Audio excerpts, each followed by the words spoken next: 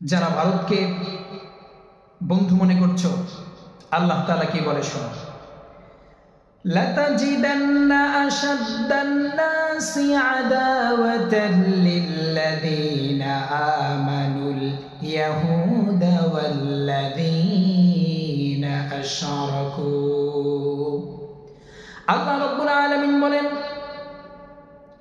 মুসলমানদের মধ্যে মুমিনদের জন্য সবচেয়ে বড় দুশমন হচ্ছে দুই শ্রেণীর লোক। এক নম্বর হচ্ছে আমানুল ইয়াহুদ, যারা ইহুদি, ওয়াল্লাযীনা আশরাকু, আর যারা মুশরিক। আল্লাহ তাআলা যাদেরকে মুসলমানদের জন্য শত্রু বললেন, মুসলমানদের দুশমন বললেন, আজকে আমরা যতই তাদেরকে বন্ধু মনে করি না কেন, যেহেতু আল্লাহ তাআলা শত্রু বলেছেন, অতএব কোশ্চিনকালেও সম্ভব নয় ভারত বাংলাদেশের বন্ধু হবে। তার প্রমাণ হলো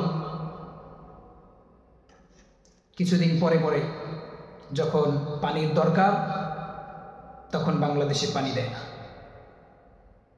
আর যখন ঝড় বৃষ্টি, দেশে পানির কোনো অভাব নাই, তখন সেই পানিগুলো বাংলাদেশে ছেড়ে দেয়।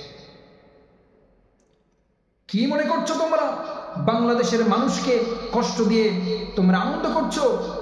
সতর্ক হয়ে যাও, সাবধান হয়ে যাও, আল্লাহর গজব নিশ্চয়ই তোমাদের উপরে অবধারিত।